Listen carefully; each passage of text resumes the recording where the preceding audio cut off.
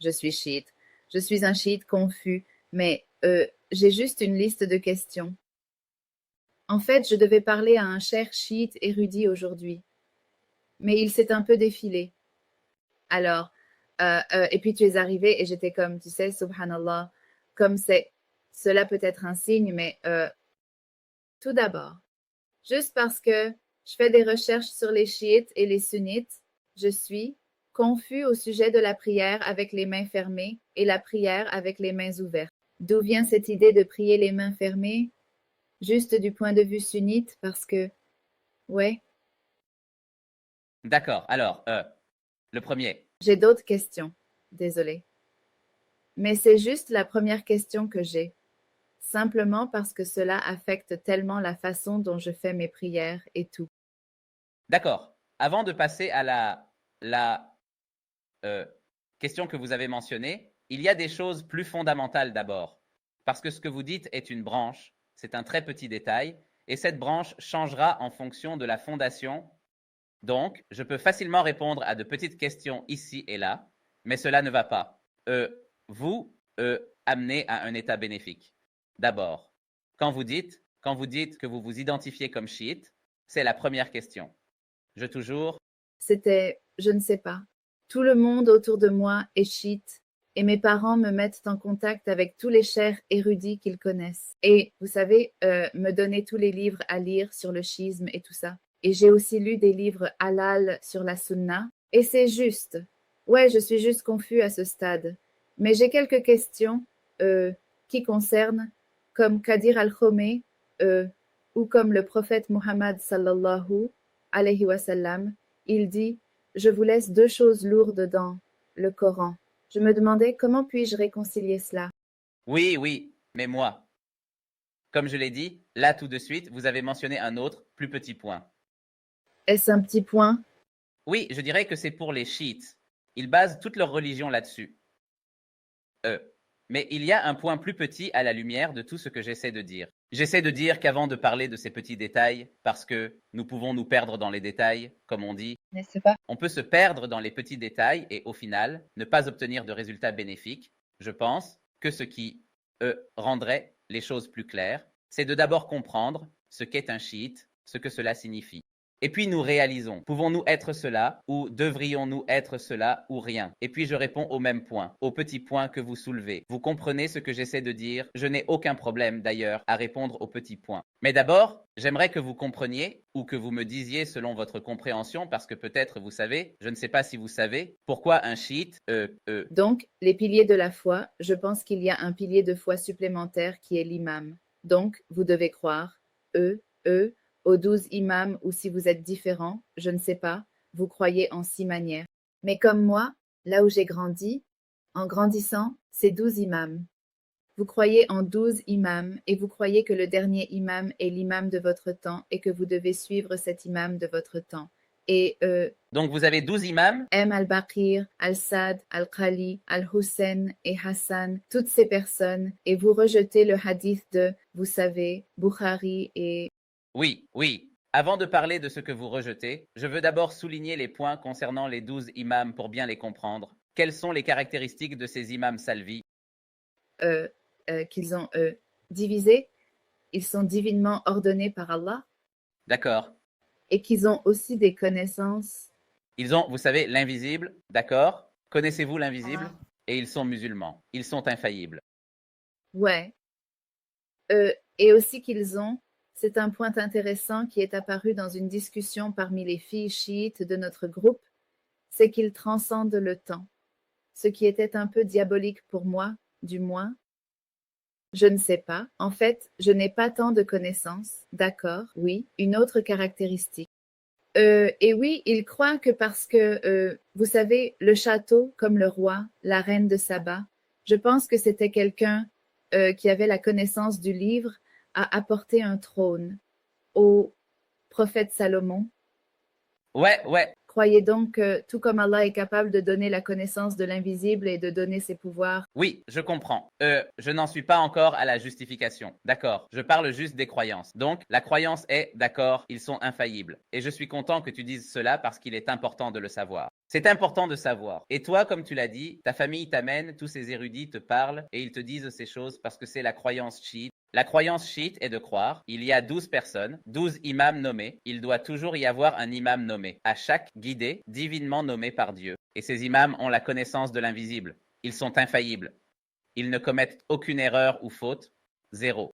Je ne suis pas sûr s'ils vous l'ont dit ou non, mais dans de nombreux livres, il est mentionné qu'ils sont meilleurs que tous les prophètes, sauf le prophète Muhammad. Oui, mais tous les prophètes, n'est-ce pas? Oui, ils disent cela, donc. Et ils sont meilleurs oui, et ils sont tous. Ils sont meilleurs que tous les prophètes de Dieu, sauf le prophète Muhammad. Et certains vont même à l'extrême en disant, je n'ai pas besoin d'aller à l'extrême, je ne veux pas aller en France. Yeah. Oui, oui, d'accord, donc ce sont les 12 imams. D'accord, donc c'est la première chose, n'est-ce pas? La deuxième chose est quelle est la vue chiite? Sur les Sahaba, à cause de l'incident avec le stylo et le papier, et Fadak et tous ces autres, niant Ali comme, Oui, ils croient que vous savez, ils prennent leur retraite, tu dois être, tu sais, comme on dit, fier de tes croyances parce que nous allons en discuter. n'est-ce pas? Oui, oh non, non, d'accord, très bien, ce ne sont pas vos croyances.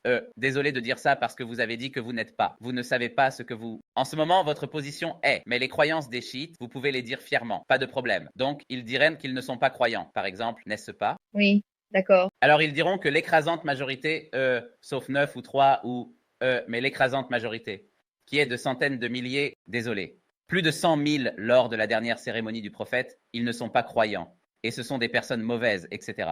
Oui, correct. Et la femme du prophète, Isalam aussi, Oui, elle l'était. parce qu'elle était avec eux, l'armée, donc vous. Et ils maudiront les épouses et diront que les épouses ne sont pas croyantes et tout, correct? Oui, D'accord, super. Nous, avançons maintenant, n'est-ce pas? D'accord? Donc, la troisième croyance, ajoutons une autre croyance. Une autre croyance est qu'il dirait que, une croyance très importante est qu'il dirait qu'il y a des versets du Coran qui doivent être lus ou compris d'une manière différente, etc. Des choses comme ça. Voyons voir. D'accord. Donc, cela a oui, exactement. Beaucoup d'universités, comme même, il y a beaucoup de versets et de nombreuses narrations à ce sujet. La quatrième chose est qu'ils apporteraient des narrations principalement d'Al-Baqarah, Sada. Principalement, ils en ont d'Ali, Ali Radallah, et ils lui attribuent, bien sûr, ce ne sont que des attributions. Mais l'écrasante majorité, plus de 90% vient de Al-Baqarah Nusad, n'est-ce pas? Correct, d'accord, bien. Donc maintenant, ce sont les croyances. Ce sont, disons, les principales croyances des chiites. Disons simplement que les 12 sont les Jafaris, qui sont les personnes dont nous parlons en ce moment. D'accord. Ce qui constitue la grande majorité des chiites. D'accord. Maintenant, la première chose dont nous parlons est ceci. Parlons brièvement. Mentionnez quelque chose à propos de Qadir al-Khomé, parce que vous l'avez mentionné, à Qadir al-Khomé. Qadir al-Khomé dit que sur vous est le livre d'Allah. Et il dirait Tanul Bayt. Oui, aussi désolé. Une autre chose qui est une croyance très importante des chiites disent que nous devons suivre Al-Bayt. Vous devez les suivre, c'est dans le credo, vous devez. Une partie de votre credo est que vous devez suivre Al-Bayt, oui, d'accord, et donc, oui, d'accord. Alors maintenant, dans Radical, il est dit que la première chose est le livre d'Allah, d'accord? d'accord. Vous devez d'abord vous référer au livre d'Allah. Alors commençons par le livre d'Allah. Est-ce juste? Je pense savoir où tu veux en venir, mais d'accord. Si tu sais, tu ne sais pas, ce n'est pas grave. Mais c'est juste comme la chose est, ils disent, d'accord, ils disent que cette narration est la plus importante, correct. Donc, nous allons utiliser cette narration. La narration dit que le livre d'Allah est sur vous, d'abord. Oui, Alors, concentrons-nous sur le livre d'Allah, n'est-ce pas? Pas de problème. Nous et les chiites sommes d'accord sur le livre d'Allah. C'est le point commun que nous avons. Nous disons tous les deux que nous croyons au même livre. Oui, non. La majorité des chiites diraient que nous croyons que tout cela vient de Dieu. Oui, celui que vous dites que vous croyez vient de la déesse. Donc, si nous sommes d'accord que ce livre vient d'Allah, maintenant utilisons ce livre et voyons, ce livre est-il en accord avec les croyances des chiites que nous avons soulignées ou non? Est-ce juste? d'accord. Non, mais il n'y en a pas. D'accord. Donc, ce n'est pas en ligne, vous dites? Je pense qu'il n'y a pas de preuves concrètes. Ils disent qu'il y a des versets qui font référence à l'Ahlul Bayt, mais il n'y a pas de verset explicite et clair. Non. D'abord, je pose une question assez différente. Est-ce juste de dire que parce que vous dites que vous croyez au Coran, pour eux, et nous croyons au Coran, nous croyons au même livre, ce livre vient de Dieu. La révélation de Dieu est une guidance pour l'humanité. Allah dit dans le Coran que le mafarat na fil kitabim shay, nous n'avons rien laissé en dehors de ce livre. Essentiellement, cela fait évidemment référence à Allah al-Mahfouda en fait, mais en général, Allah dit que ce livre est une guidance pour tous les domaines de la vie. S'il ne vous donne pas de détails spécifiques, il vous donnera des principes, comme suivre le prophète par exemple. Il vous donnera donc des principes qui vous guideront dans tous les domaines de la vie. Mais ce livre est une guidance pour l'humanité, donc il devrait te guider et me guider. Nous avons un désaccord. Maintenant, Allah dit dans ce même livre, si vous êtes en désaccord sur quoi que ce soit, alors retournez-le au Coran et au prophète. Et le prophète, oui. Donc, nous commençons d'abord avec le Coran. D'accord. Donc, s'il est dit de retourner à Allah en se référant au Coran et ensuite au prophète, alors n'est-il pas juste de dire d'abord, avant d'entrer dans ce que dit le Coran, que ce principe est juste? C'est juste, d'accord, c'est juste. Et ils ne devraient pas dire que ce n'est pas juste parce qu'ils disent que nous croyons au Coran. Le Coran vient de Dieu, de la révélation de Dieu, tout cela, d'accord. Alors maintenant, allons-y avec les croyances chiites une par une, que vous mentionniez. Très bien, je vais commencer là où vous vous êtes arrêté. Le Coran dit-il que cela fait partie de votre croyance ou enseigne-t-il quelque part que vous devez suivre Ahlul Bayt? C'est ma question. La famille du prophète. Voulez-vous dire cela ou simplement regardez, nous avons des désaccords sur qui sont les Ahlul Bayt parce que nous dirions que les Ahlul Bayt incluent l'épouse du prophète et nous utiliserons le Coran comme preuve. Le verset dans la sourate Hud où les anges parlent des épouses d'Ibrahim. Il les appelle Ahlul Baytan. Donc Ahlul Bayt est le terme. Oui, donc Ahlul Bayt est un terme qui est utilisé pour les épouses. Non seulement cela, le contexte de la sourate Al-Ahzab que vous devez probablement interrompre. Oui, oui, se réfère directement aux épouses en tant qu'Ahlul Bayt parce que le contexte parle d'elles. Oui. Donc ma question est la suivante. En dehors des épouses, ce dont nous parlons ici, c'est des croyances chiites. Ils disent qu'ils n'incluent pas les épouses. Ils disent qu'ils excluent les épouses. Maintenant, nous excluons les épouses pour dire exclure l'épouse. Ah, comme le cri. Où est-il dit maintenant que nous devons suivre Ahlul Foi, qu'il n'inclut pas les épouses dans le Coran nulle part? Ouais, t'as probablement reçu ce verset comme une centaine de fois. Mais je pense que c'est comme le verset 55 dans je ne sais pas lequel, où il parle de ce dont Allah parle. Vous devriez suivre, vous savez, vos frères musulmans qui donnent la charité et font le sujoud ou quelque chose comme ça. Et puis, d'accord, ceci d'abord, ce verset. Votre allié est Allah et son messager. Et ceux qui croient, ceux qui établissent la prière et donnent la zakat pendant qu'ils sont en prosternation, rien là-bas sur Ahlul Bayt, rien là-bas sur Ali Radila, rien là-bas sur quelqu'un par nom, on parle des croyants. Et c'est un groupe, ce n'est pas un seul disant les croyants, ce qui signifie plus d'un. D'accord. Mais n'est-ce pas comme si le Coran était révélé lorsqu'une certaine situation ou une certaine chose se produit dans le Coran?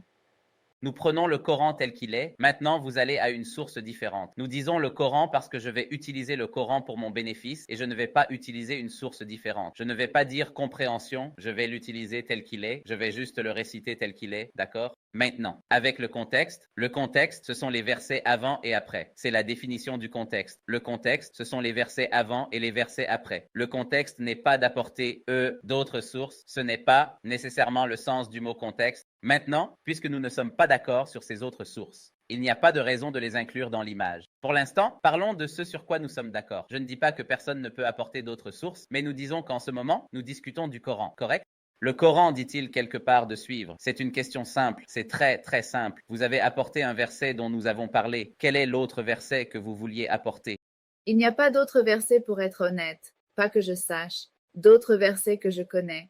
Alors, Félochia, c'est comme pardonnez-moi, mais je ne sais pas. Mais avez-vous un verset, d'accord? Et dans la sourate Azab, vous connaissez le verset de la purification. Mais vous êtes d'accord que ce verset parle clairement des vies du prophète, parce qu'ils utilisent des pronoms masculins, mais s'ils croient que c'est, vous savez, masculin, alors cela exclut Fatima? Oui. Tu me connais déjà, oui? Non seulement cela, le Coran parle, généralement, en langue arabe, en termes masculins se référant aux deux genres, comment cela fonctionne, ou alors nous supprimons tous les commandements du Coran où la femme, vous devez faire quelque chose. Parce que tous les commandements, la plupart des commandements sont comme ça. C'est une manière générale de parler, mais le problème n'est pas seulement cela, le contexte commence par quoi? Alors Allah parle dans le Coran et il mentionne les versets du Coran. Le verset nécessairement qu'ils apportent est le verset quoi? 33, je crois le verset 33. Pas sûr pour le deuxième. Oui. Donc, le contexte commence par Allah disant Yanissa et Nabi, toutes les épouses du prophète, oui, vous n'êtes pas comme, vous savez. Puis Allah commence à leur dire quoi faire. Bienvenue à Salata. Tout au féminin, n'est-ce pas? Établir une prière ou Athéna, Zaka et donner une charité. Toutes ces choses.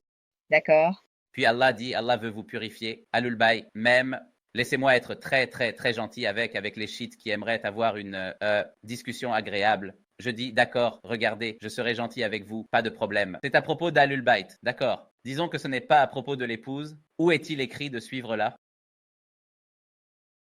Nulle part. Nulle part. Il est juste dit qu'Allah va les purifier. C'est tout. Allah dit la même chose à propos des compagnons. D'ailleurs, dans la sourate Al-Anfal, dans le Coran.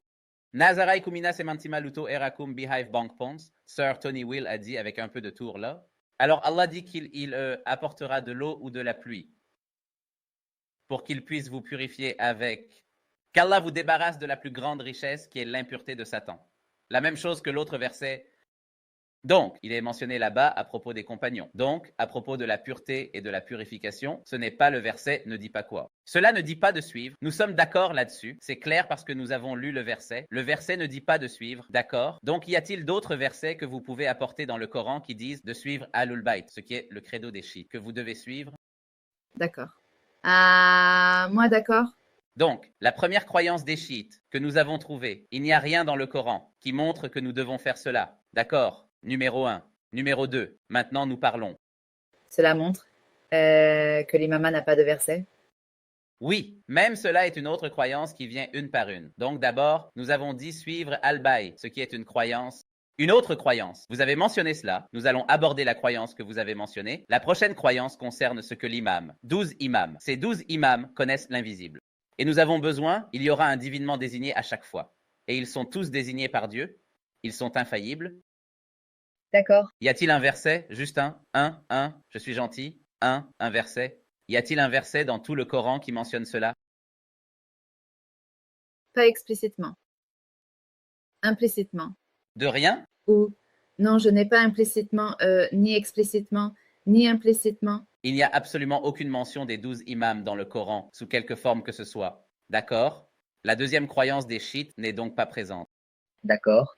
Et au fait, je vais parler des détails dans un instant et je vais apporter des versets contre les spécificités des croyances du Shah jusqu'à présent. Je réfute simplement ce qu'il croit, sans introduire ce que nous croyons et en utilisant des preuves du Coran pour cela. C'est la deuxième chose. La troisième chose est de maudire les compagnons en disant que ce sont des mécréants, ceux-ci et tous les autres. Est-ce ainsi que le Coran se réfère aux compagnons du prophète? Non. Le Coran dit-il dans un verset que tous les compagnons sont des mécréants, des personnes mauvaises et des ennemis? Y a-t-il un verset comme celui-ci? Non. N'y a-t-il pas un verset qui dit que les muhajirines et les ansars sont déjà promis au Jannah, eux, quelque chose que nous ne pouvons pas? Excellent. Bien, bien. Vous apportez des points de mon côté? Je vais juste être gentil maintenant et demander quelles preuves vous avez. Rien. D'accord. Rien. Ils apportent un verset. Et des environs des gens de Médine, il y a des hypocrites. Nous voyons, d'accord, ce verset fait référence aux hypocrites, et il y avait des hypocrites, et Allah a révélé à Houdaï FB et les noms des hypocrites. Nous ne sommes pas d'accord qu'il y avait des hypocrites. Il y avait des gens qui prétendaient être croyants, mais qui ne l'étaient pas. Mais ce ne sont pas les Mahajirun Ansar, parce que le verset précédent fait référence à eux. Donc, on ne dirait pas qu'un verset ne va pas dire le Majun Ansar. Nous avons Chennai, le verset suivant, 0 dit ainsi. Cela signifie que ceux qui sont des hypocrites ne sont pas inclus. Ils ne se réfèrent pas au Majun Ansar. Ils ne sont pas mon journal réponse. D'accord, parce que les Muhajira Ansar ont déjà promis le Jannah. D'accord, donc ils apportent ce verset d'ailleurs. Et c'est dans les premiers versets de la sourate Tauba. Vous pouvez le lire. Donc, je suis très honnête et juste, j'apporterai leurs preuves. J'ai une question juste pour argumenter. Et si les compagnons, ils ne font pas partie des muhajirines et des ansar, comme ces compagnons spécifiques Dakaer et Omar. Non, non, j'y viendrai, je vais y venir. Qui dit ça? Mon journal? Eux? Oui, d'accord. Oui. Les principaux, ils ont des problèmes d'où ils viennent. Les Romains sont d'accord? Donc, Abou Bakr, ils retiennent toute cette haine contre eux, mais ils font partie des Muhajiran. Ils ne peuvent pas échapper au fait que des versets les louent. D'accord? Donc, il n'y a aucune marge de manœuvre pour eux là-dessus. D'accord. Y a-t-il d'autres versets que nous pouvons apporter de leur côté? Mais il n'y en a pas d'ailleurs, mais j'ouvre la porte. Y en a-t-il?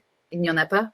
D'accord, il y a, donc il n'y a pas de suivi, bien que dans le Coran, qui est le credo des chiites, le deuxième credo des chiites de suivre les 12 imams. Ce n'est nulle part visible dans le Coran. Nulle part dans le Coran qu'ils prétendent être les paroles de Dieu et qu'ils disent suivre eux. Et quand ils décident, ils font des erreurs, mais c'est une autre histoire. D'accord, quelles autres croyances avons-nous mentionnées? Qu'ils ont des connaissances, comme Ismaïl? Nous avons parlé des compagnons. Nous avons parlé des compagnons, ce dont je vais parler. Nous faisons déjà référence aux compagnons également. Donc, c'est une autre chose qui n'est pas dans le Coran de voir les compagnons comme des mécréants et d'avertir le prophète à leur sujet ou d'avertir les croyants à leur sujet et tout cela. N'est-ce pas, n'est-ce pas? Donc, ce sont les croyances des gens qui disent que nous sommes chiites. Il y a une autre croyance selon laquelle ils disent que nous invoquons aussi Ali, ce qui est très important à mentionner parce que nous disons que cela peut vous faire sortir du giron de la religion. C'est-à-dire que vous pouvez invoquer quelqu'un qui est mort et dire aide-moi, assiste-moi autre qu'Allah, quelqu'un qui est mort, qui est déjà sorti de cette vie. Et puis vous pouvez continuer. Désolé d'interrompre. Oui, je vais venir. Tu vas mentionner leurs preuves. Maintenant, ne t'inquiète pas. Je vais écouter très attentivement et je serai heureux de l'écouter. Donc, d'abord, ils disent qu'une autre croyance est que vous pouvez invoquer quelqu'un qui est mort et lui demander de l'aide. Correct? Nous disons. Maintenant, y a-t-il quelque part dans le Coran qui vous enseigne à faire cela, ou dit que vous pouvez faire cela, ou que vous devriez faire cela à Ali, ou à l'un des imams, ou à n'importe qui, même au prophète? Non. Attends, n'est-ce pas? Dans le Coran, quand quelqu'un a, oh non, Allah dit au prophète Mohammed que si quelqu'un vient à toi et te demande de l'aide, alors Allah est tout pardonnant, tout miséricordieux. Oui, oui. Dans ce sens, je ne connais pas exactement, oui. Dans le chapitre 4 du Coran, je connais le verset auquel vous faites référence en disant « Venez à vous ». Ils sont venus à vous. Et si est utilisé pour le passé parce qu'ils ne sont pas venus, donc cela se réfère à quelque chose au passé et cela vient physiquement au prophète Ali salam lui-même. Mais en ce moment, ils ne vont de toute façon pas au prophète. Donc ce verset ne les soutient pas parce qu'ils vont à Ali, ils vont au prophète. Ah, ils disent que vous pouvez aller voir le prophète Muhammad ainsi que les prophètes. Non, non, non, je ne dis pas ce qu'ils disent, je dis ce qu'ils font. Maintenant, si j'étais eux, d'abord j'ai répondu en disant que ce verset se réfère au passé. Numéro 1, il se réfère à aller voir le prophète quand il est vivant.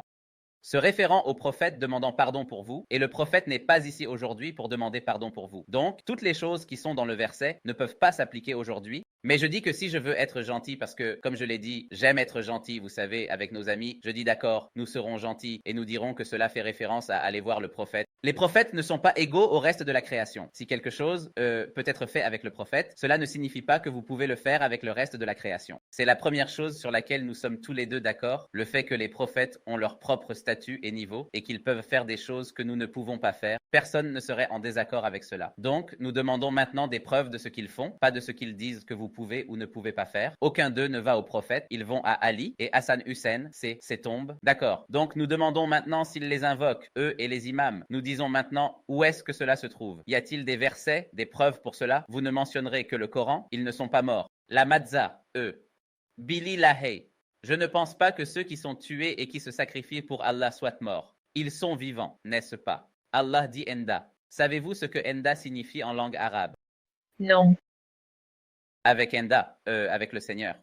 Donc ils ne sont pas avec vous, ils ne sont pas dans cette vie, ils ne sont pas dans ce monde, ils sont dans le barzak, d'accord? Donc ils ont une vie différente. Donc s'ils sont dans le fay pour le lieu, et qu'ils sont avec leur Seigneur, pas avec vous, alors vous ne pouvez pas leur parler?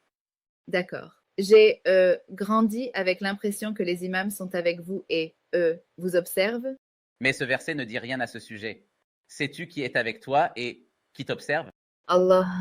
Allah. Donc, la vérité est que vous révélez maintenant la vérité que les chiites adorent les 12 imams et leur attribuent les caractéristiques d'Allah. Maintenant, et je vais le souligner maintenant, n'est-ce pas? Je ne fais que répéter, comme je l'ai dit, les croyances et je vais maintenant souligner les problèmes un par un. J'espère juste que je ne manquerai aucun point, d'accord? Donc, si je manque quelque chose, rappelez-le moi pour que je puisse le réfuter, d'accord? Donc, c'est le cas. Il n'y a rien dans le Coran qui dirait que vous pouvez faire cela. Alors, commençons par ceci, maintenant. Commençons par les réfutations. Et donnons la position opposée, qui est notre position. Notre position est que la seule personne que vous pouvez invoquer est qui? Allah.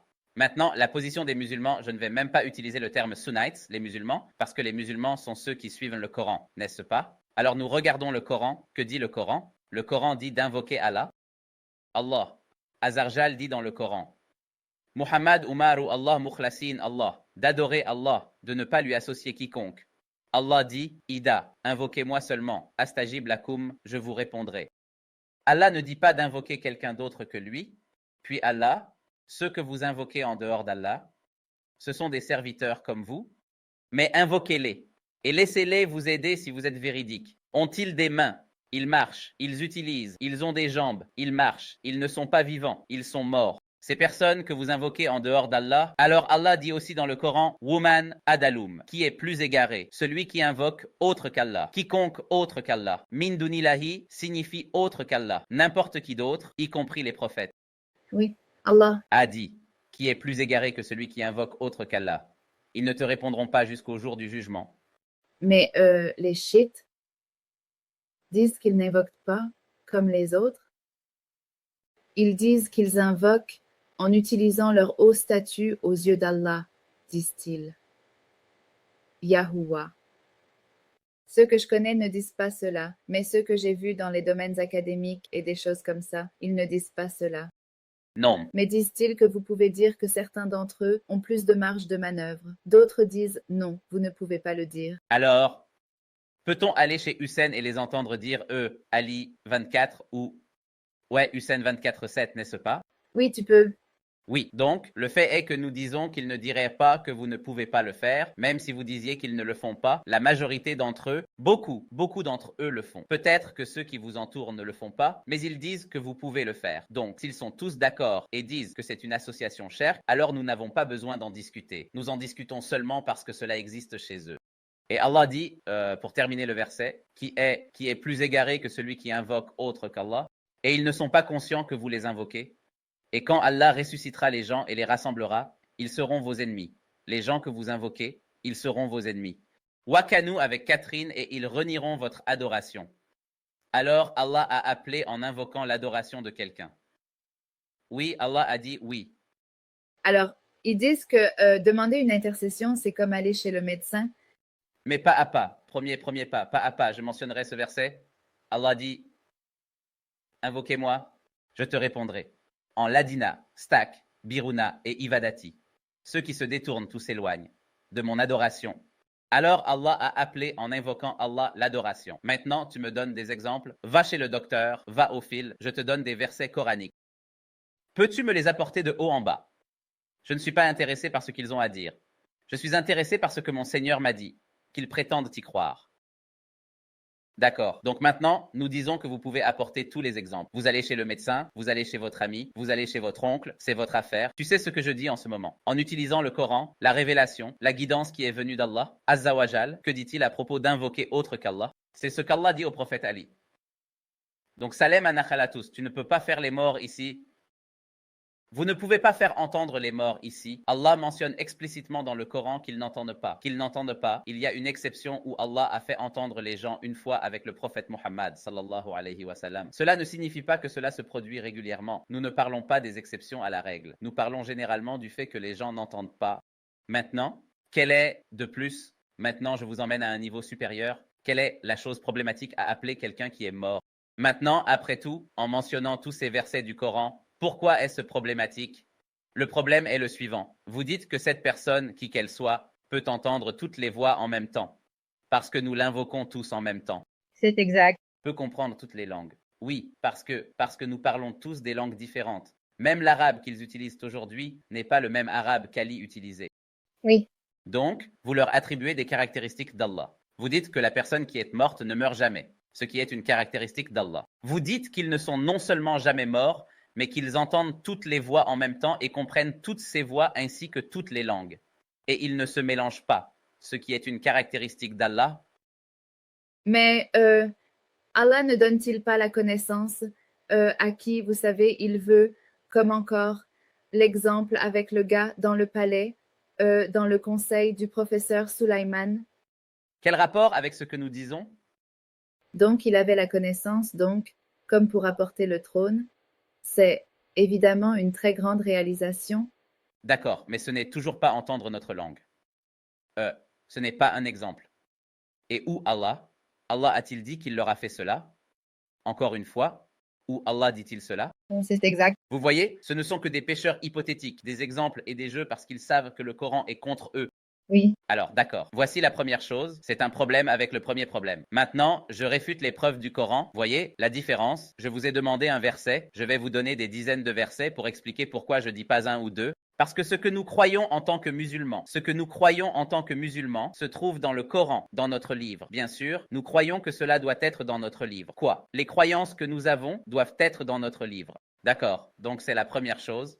La deuxième chose, c'est quoi? Maudire les compagnons.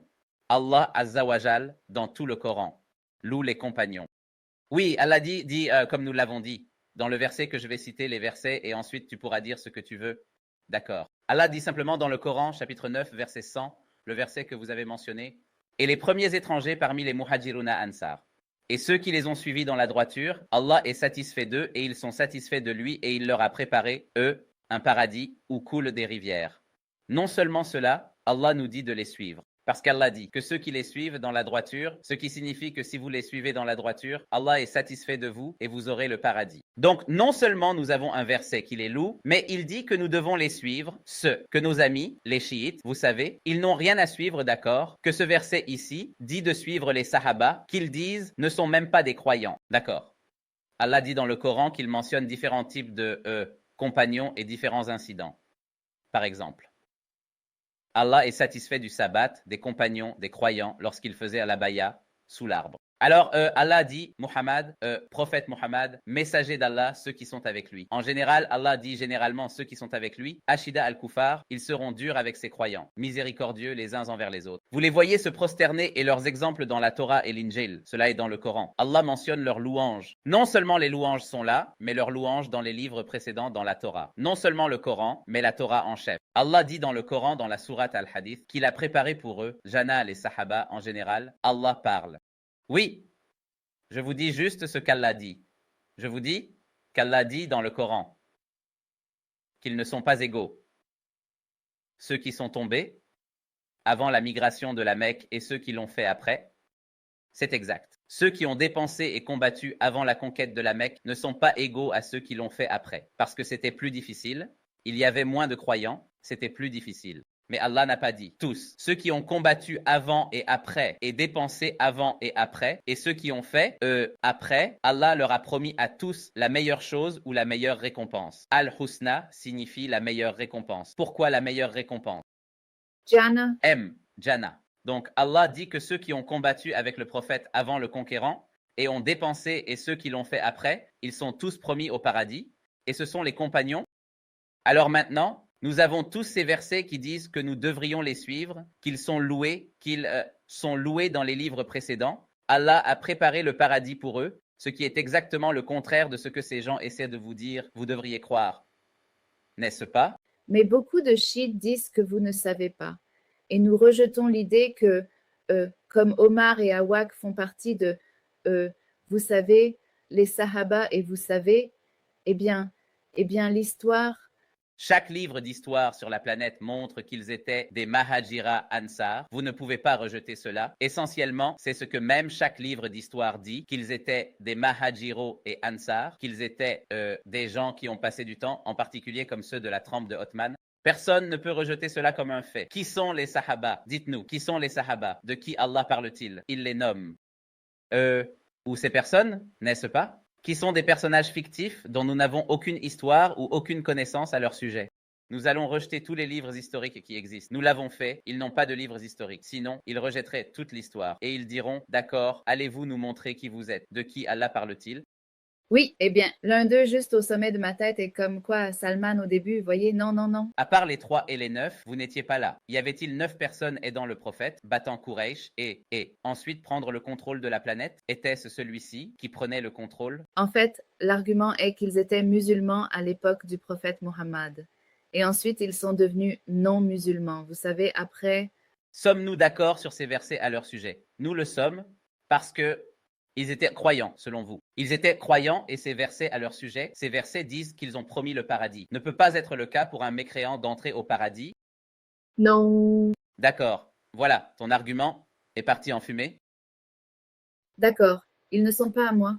Non, non. Je dis que leur argument, essentiellement, ne le prend pas personnellement. Mais c'est bien que tu donnes leurs arguments parce que tu es en position de réaliser ce que tu devrais croire. Donc, c'est bien de prier ce qu'ils te disent parce qu'ils sont autour de toi et ils te disent ces choses. Donc, je vous donne des réponses pour cette raison. D'accord. Donc, c'est maintenant l'idée concernant les compagnons. D'accord. Ici, nous avons traité des compagnons. Et ici, nous avons traité eux. Attends, prends aussi des hadiths parce que c'est ce qui me préoccupe le plus, eux, vraiment. Non, non, mais pas à pas. Je suis encore en train d'y entrer maintenant parce que maintenant je donne. Pourquoi vous ai-je donné la fondation? D'accord. Si ces fondations que les Sahaba sont en fait des personnes qui sont justes, louées par Allah et entrant au paradis, alors nous pouvons apprendre, nous devrions apprendre d'eux et les suivre. Ensuite, vous ne pouvez pas aller prendre des narrations d'autres livres. Tu comprends ce que j'essaie de dire? Tu vois maintenant pourquoi je t'ai donné les bases, parce que cela résoudra tous les problèmes dont tu parles. Comment apprends-tu à prier? Comment es-tu censé suivre cela? Cela résout tous les autres petits détails que tu apportes. C'est pourquoi je traite aussi de la racine de cela, de l'histoire également. Vous voyez, ils ont parlé des imams parce que je veux en parler aussi. Ils ont parlé des imams connaissant l'invisible. Allah dit explicitement dans le Coran que le seul qui connaît l'invisible, c'est lui. Allah dit dans le Coran de dire que personne dans les cieux et sur la terre ne connaît l'invisible sauf Allah. Ouais, eh bien, eux, Je vais répondre à ce qu'ils disent cependant, pas à pas. Allah Azajal dit Ali Mulhibi, le connaisseur de l'invisible. Maintenant, voyons. La seule exception à qui Allah révèle l'invisible est là. Dans ce verset, Allah dit Ali Mulhibi falayu alayhi bi ahab, le connaisseur de l'invisible. Il ne révèle l'invisible à personne. Ilamander, père homme, Rasoul, sauf celui qu'il plaît d'un messager. Ainsi, il peut donner l'invisible seulement à un messager. Les imams ne sont pas des messagers avec l'accord. Mais ils disent que, vous savez, imam, un plus haut, un plus haut. Sont-ils des messagers? Sont-ils des messagers? Non. Mais s'ils sont plus élevés, je vais aussi réfuter cela. D'accord, bien. Alors, mais ils prenaient les choses étape par étape. D'abord, mettons-nous d'accord sur le fait qu'Allah est seulement un messager. Allah va révéler l'invisible. Maintenant, ils disent qu'ils sont supérieurs. J'ai dit que vous ne pouvez même pas les trouver dans le Coran. Nous parlons d'eux comme étant supérieurs. Eh bien, donnez-moi des preuves où Allah dit-il qu'ils sont supérieurs ou meilleurs? N'y a-t-il pas comme un prophète dans le Coran dont le statut a été élevé de prophète à imam? Nous ne sommes pas d'accord avec cet imam. C'est l'hypothèse là-bas. Vous n'avez pas prouvé que l'imam est un statut supérieur à celui d'un prophète. Et puis Allah les a élevés. Vous voyez, vous avez beaucoup de fausses suppositions. Et ensuite, vous tirez une conclusion basée sur elle. Nous ne sommes pas d'accord. Nous croyons que les prophètes étaient tous des imams. Imam signifie qu'ils dirigeaient leur peuple. Ils étaient tous des imams. Donc, Allah les désignant comme un imam là-bas, signifiant un leader de leur peuple, est une utilisation linguistique avec laquelle nous n'avons pas de problème. Qu'une personne dirige son peuple, ils dirigeaient tous le peuple. Et Allah a mentionné leur louange qu'ils étaient les meilleurs des gens. Et puis Allah dit, ceux-là sont ceux qu'Allah a guidés, alors suivez leur guidance. Ce sont ceux qu'Allah a guidés, alors suivez leur guidance. Allah est toujours Karusal Fadal, ce messager. Nous avons élevé l'un au-dessus des autres en degrés. Allah parle de la louange et de étant, ayant ces niveaux de degrés. Où est-il question des imams? Sans parler de leur éloge, c'est ainsi qu'ils ont tout. D'abord, vous devez prouver votre prémisse. C'est pourquoi j'ai commencé par la prémisse. J'ai dit, quelle est la preuve de votre prémisse? Et puis nous parlons de savoir s'il s'agit de lignes de statut supérieur où se trouvent les versets et la compréhension. Alors Allah dit explicitement dans le Coran que personne ne connaît l'invisible sauf lui, et il ne révèle une partie de l'invisible qu'aux messagers. d'accord. Donc, à moins que vous ne soyez un messager, vous ne pouvez pas dire que vous savez quoi que ce soit de l'invisible. C'est tout. Aussi l'idée de l'infaillibilité, il n'y a rien dans le Coran qui en parle. il y a quelque chose d'explicite à propos du prophète. Par exemple, Allah dit, Allah, eux ou prophète, transmet ce qu'Allah t'a donné. Et si vous ne le faites pas, vous n'avez pas transmis son message dans le chapitre 5. Et puis Allah dit, Allah, ouais, Asimo venant de vous donne, Asma vous donne, l'infaillibilité dans la transmission du message. Donc, tout ce que vous transmettrez au sujet du message sera correct. Alors, un autre point. J'ai un autre point. Donc, cette sourate Zab, verset 33, d'accord? Si cela s'applique à toute la maison de l'Ahlul Bayt, et ensuite suivi par, vous savez, le hadith al-Kissa, qui est souvent cité où non. Premièrement, vous ne pouvez pas construire sur des prémices fausses. D'accord, mais nous étions d'accord. Nous étions d'accord d'abord. Ce verset ne concerne pas, il concerne clairement les épouses. Et la deuxième chose que nous avons dite, même si ce n'était pas le cas, il ne dit pas de les suivre. Oui, d'accord. Et puis maintenant, j'arrive à ton point. Qu'est-ce que cela signifie pour toi, Maya? Peut-être que cela signifie que c'était important. Comme les gens, les musulmans n'ont pas de problème avec. Nous l'aimons et le respectons. Et ils sont la maison du prophète. Alice, qui sert la maison du prophète. Bien sûr, nous les honorons, nous les respectons, nous les aimons, nous les suivons. Mais ce qu'ils leur attribuent est totalement faux. C'est ce que je dis. Et c'est pourquoi je t'ai pris avec la norme. Qui es-tu censé suivre? Si tu es censé suivre les compagnons et ceux qui suivent les compagnons dans la droiture, alors nous avons ceux qui suivent les compagnons dans la droiture. Imam Ahmad al-Bukhari et Muslim, ce sont les personnes qui ont appris des compagnons et les ont suivis dans la droiture. Ce sont ces personnes, ceux qui nous ont apporté le Coran étaient les compagnons du prophète. Un groupe de mécréants mourra-t-il pour répandre le message de l'islam depuis la Chine jusqu'à l'Espagne? La seule raison pour laquelle ces personnes qui se réfèrent à elles-mêmes comme musulmanes chiites est parce que les Sahaba, eux, ont fait cela. Ils ne connaîtraient même pas l'islam. Et ils diront qu'ils ne sont pas croyants, vous savez. Donc, le fait est que chaque fondation des chiites, quand vous fissurez la fondation. Alors vous comprenez que ces livres qu'ils ont, auxquels on se réfère, maintenant nous avons mentionné le verset du Coran. Si vous êtes en désaccord sur quoi que ce soit, vous le retournez à Allah, c'est-à-dire le Coran, et ensuite le messager. Maintenant, la deuxième partie qui est ici, vous la retournez au messager. Vous verrez qu'il ne retourne rien au messager parce que je vous l'ai mentionné. Oui. Ce qu'ils ont, toutes les narrations, 90, plus de 95% vont à Al-Baqarah. Sadak n'est pas le prophète. Qu'ils ont, non. Alors ils prennent des hadiths sunnites et ils disent, vous savez, à dire est comme l'un des hadiths les plus narrés, et ils ont aussi un problème avec cela. Nous n'avons pas de problème avec cela, nous l'acceptons. Mais la question est le mot wali, n'est-ce pas? Il a de nombreuses significations en langue arabe. D'accord. Et nous prenons un sens basé sur un contexte, basé sur le fait que nous suivons les compagnons qui nous ont dit quel était le contexte parce qu'ils étaient là. Et Allah nous a dit de les suivre. Alors, lequel prendrions-nous les personnes dont Allah nous a dit qu'elles sont de bonnes personnes? Les meilleures personnes qui auront le paradis. Ou nous prenons votre contexte de quelqu'un qui n'est jamais là, n'a jamais assisté, n'a aucune idée. Et ils nous disent en fait que le mot signifie ceci. Et c'était tous des gens mauvais. Lequel devrions-nous prendre pour le sens du mot wali là? Évidemment, les personnes qui étaient là et qui étaient témoins de la situation. Oui, et nous croyons au wali d'Allah. Si vous êtes Allah ou un ami ou pour aimer, Ali fait partie de la croyance et de la foi parce qu'il était parmi les compagnons et il a été loué et il a été promis au Jannah et il était l'une des personnes les plus courageuses à combattre. Mais la religion ne concerne pas un individu. Il s'agit du Coran qui vient d'Allah. Ce n'est pas à propos d'Abou Bakr. La religion ne concerne pas Abou Bakr. Ce n'est pas à propos d'Omar. Oui, il y a à peine des narrations. Vous savez, les moins de narrations que nous avons sont d'Abou Bakr. Omar. De toute façon, le plus petit nombre de narrations de hadiths que nous avons. Oui, la majorité des hadiths que nous avons proviennent de, comme Abu Hurair, Abdullah, etc. Maintenant, et j'ai oublié de mentionner une chose, qui est l'épouse, le prophète Ali Salah. Oui. Comment Allah parle-t-il de cela? Regarde, si je critique les épouses de quelqu'un, je les critique. C'est comme ça que ça fonctionne. Quand vous maudissez les épouses de quelqu'un, vous les attaquez indirectement. Maintenant, vous mentionnerez, ils parleront du prophète. Les prophètes avaient ces épouses croyantes, Christ incroyant. Moi, regarde, je sais, avant que tu ne dises quoi que ce soit, je sais où tu veux en venir. Je sais que ce n'est pas ma première fois. Toi, comme on dit, n'est-ce pas, ne t'inquiète pas. Donc, le truc, c'est qu'Allah a mentionné ces exceptions. Comment Allah a-t-il parlé du prophète absent? Telle est la question. Allah dit dans le Coran qu'il leur a donné le choix entre choisir Allah et son messager ou choisir la vie mondaine. Et ils ont choisi Allah et son messager.